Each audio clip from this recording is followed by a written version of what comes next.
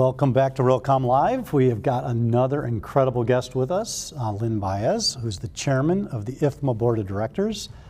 Boy, that's a big responsibility. Oh my gosh, You're well aware of it. I am very well. We have had a great relationship with IFMA, I would say for at least 10, I may say 15 years. We have so much respect for what you do. There's absolute alignment and overlap, but before we get into that, why don't you give everybody a little bit about your day job and then your role at IFMA and how it operates and your vision, and then we'll get into some questions. 100%. So thanks so much for giving me the opportunity to join your Realcomm Live. I've been watching them and I'm really excited to be a participant now. As the board chair for IFMA, I've been in that role for this incoming year. And really my core focus to support the International Facility Managers Association is to be a representative of facility management professionals all across the globe. You know, it's really our mission and vision to advance this profession for everyone and really help continue to cultivate and support the built environment. So it's a thrill and an honor for me as an IFMA fellow who's been a practitioner for over 20 years in this incredible profession to now lead in the highest role as a volunteer, really to help facilitate what the next 45 years will look like for facility managers, as our 45-year anniversary will be next year. So in my day job, I was going to say that's your part-time. That's my part-time job. Part-time, full-time, yeah. You know, in my day job, I'm the VP of Facilities and Workplace at McKesson. So I get the privilege to support clinical spaces as well as distribution facilities for areas that make people feel better, really to help them through their times of crisis and really help support that journey back to health. So for me, it's a phenomenal and humbling experience to be able to support these spaces where we're trying to make people well, and then getting them the supplies and materials that they need for hospitals and other environments where care is given really has been to me a fantastic journey into facility management. So ballpark, square footage of the McKesson portfolio? Oh my gosh, over 1,000 buildings. We run over 20 million square feet. Wow, that's growing, a city. It's a city. I tell people all the time, I say, you know, it's interesting. I say, I really more of a city manager, but across the enterprise. I was going to say, but the city's spread across the globe. That makes it a little more challenging. It's kind of interesting, and the variety of facilities is so vast, from clinical facilities that are providing oncology care to patients, all the way to distribution and production facilities across the enterprise, then also thinking about how we can leverage our facilities in a much more matrix environment. Right. As you are such a proponent of looking what's next in our profession in the built environment, McKesson has had a long-standing history of trying to think about what can we do next as an entity. Right. Well, and if you think about your day job, how many members at IFMA? Right now, we're over 25,000 members. So 25,000 people globally on your other full-time job, and then all the 1,000 properties globally on your real day job. Real day job. That's doing things at scale, right? Exactly. That's the big leagues, okay? So our last guest, you know, he's done one hotel. He doesn't have quite the pressures of undoing 999 buildings.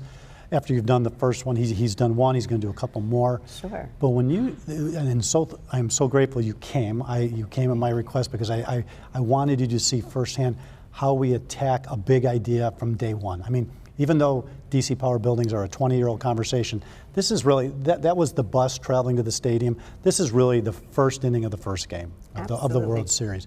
So I'm grateful that you came.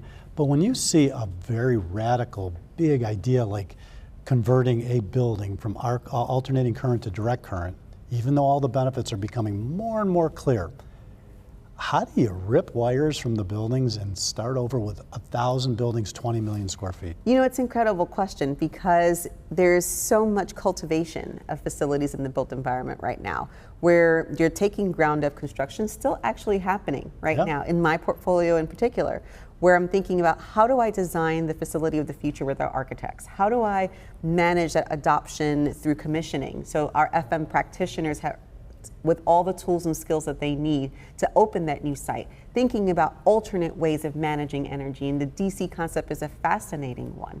because it really helps provide future tools for our FM practitioners to operate and maintain buildings to their design intent. Right. So I'm really excited about it, actually. And I think about retrofits on the opposite end. Do you do a proof of concept, or do you? 100%. Right. You know, you really have to, I think this entire discussion today has been about that proof of concept, right? Yeah. Looking at it from a hospitality environment. And if you think about what our built environments are turning into, there's an element of hospitality, Absolutely. there's Yep. an element of customer engagement, there's an element of actually customer care in some ways. Well, So- that desk that we sat at, or this morning, that lobby, that entire environment, very hotel-like. It's the hotel lobby, 100%. very open and welcoming. That was all powered by DC, low voltage. And you think about it, And you didn't know that, but Not it's, at all. Yeah.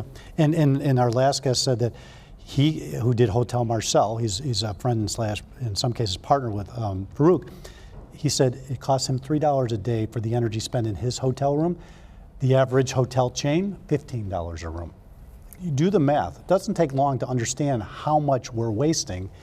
And if you can apply that to your environment, which is the corporate real estate facilities world, life-changing. 100%. And you think about it in the variety of built environments we have, right? If you think of this hospitality example we've been hearing about as a case study today, this can apply to so many types of facilities. And I think what's interesting about the concept is also how do you then engage all the practitioners of those spaces as they operate? Right. You know, it's where our natural synergy comes in, right? Because you're thinking about how do we get to that bleeding edge of what's next, what's available, what's out there. And then part of my association's role is really thinking about how do we breathe that into life every single day. Well, and now this is where you have to hire the psychologist, okay? Because this is no longer about real estate, no longer about tech, it's about human behavior.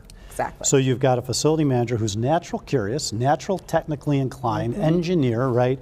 Maybe they're in their end of career, right? And they're like, I am not ready for a new challenge. You maybe got that young engineer who's got the energy but doesn't have the experience.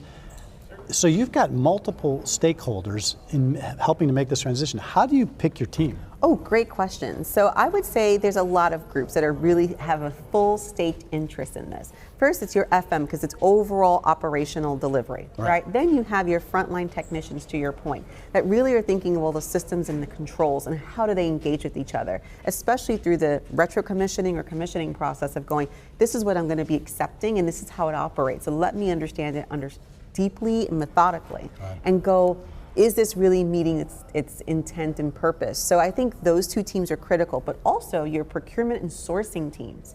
I'm building that group because they're going to show your natural ROI. They're going to show the way that we're providing that net present value. And to your point of your other metric that you said earlier, it's going to show quick gains and wins. I'll tell you though, I mean, I've been dabbling a little bit, and I've got this project that I've been, working on in my head for 15 years, and I went to a traditional architect who said they were innovative and were ready to go. And it took 6 months, and luckily I didn't sign the contract, before it became very apparent they weren't innovative. Exactly. So you've got internal stakeholders, and then you've got external, the architects, the MEP firms. Have you yet started to figure out how to really pull those innovative ones out of the basket, so to speak? I think it's a really interesting discussion because RFPs are so pivotal to that. And what do you actually put out there to the market of what your core interests are, right? What do you consider is table stakes of what your vision and mission are going to be for your entity as well as what you believe in? And I think sustainability, for one, in my organization is key, right? And how we manage our own green building standards and look at the ways that we operate. That's part of our core focus, is looking at different innovative ways that we can provide a maximum return, not only for us as an entity, but also for the world that we live in. Right. I've just, where we are in the cycle, in the innovation cycle, I've just seen so many people who are 15, 20, 25 years into their career, and you see the desire that they want to be innovative, but then they think of that to-do list and that email, and that change is hard. So finding a leader like you who says, okay, we got to keep the lights on, everything's got to keep running, but we're going to devote X amount of time and energy to true innovation. Well, one thing I'll say that has been a cornerstone for us is digitization as an entity, for us as a company. It's a core part of what we do. You know, the privatization of people's information through the times of their crises is critical for our business. And knowing how we manage that chain all the way through, and as part of our McKesson real estate organization, we have technology leaders core part of our team. Right. And we adopt that type of principles and mentalities if we think of the broader scope and say you need technology to be hand in hand in FM operations, in delivering products and services, and being able to evoke change in your built environment. Yep. So, final question is, when you think about the future, and we've got all these things, we've got very fast-moving technology. We've got I loved his style or his slide where he actually said that the existing base will try to sabotage the new that cycle. I mean, boy, believe me, I have been there. You know, where they smile, but they're not really smiling. Is there a message you would want to give to your peers, people at senior levels, right? Maybe not people on in the rooms or on the floor, so to speak, but who are making this strategic decision and maybe came from the facilities world, don't have a really strong technical background, and maybe they're a little scared, maybe they're a little anxious. What's your advice? Be curious. That's it. I would say, specifically today's discussion in regards to DC and AC, be curious. See what's out there. Go do some research. And I would say what's exciting about this opportunity is that you sit at the forefront of making some phenomenal strategic decisions ahead. Right. Folks in my role get the opportunity to be thinking about capital expenditures, how our operating costs are going to be. Are we meeting our core intents as entities and businesses? This is a fantastic time to think strategically, but in an innovative way. Right. And just keep that curious mindset. It's going to take It's such a simple word, but you nailed it. I mean, I remember when I was first in IT and the weekends would come, we'd go to a ball game. In between innings, we're talking about, do you see this project?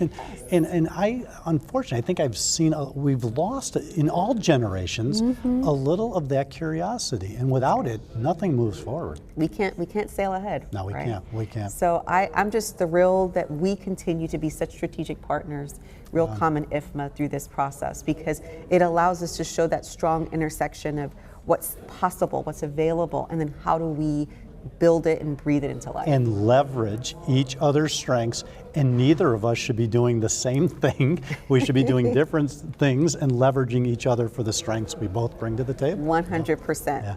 Lynn, thank you so much for being here. A pleasure in more ways than you know. And we're excited about moving forward with you guys and different ways to collaborate and move this ball down the field. I appreciate it, and thank you so much for the invitation today. It's been worthwhile and completely fascinating. Wait till you see the tour. We were talking now. You're a little show and tell here shortly. So. Fantastic. Thank you. That's it. Realcomm out.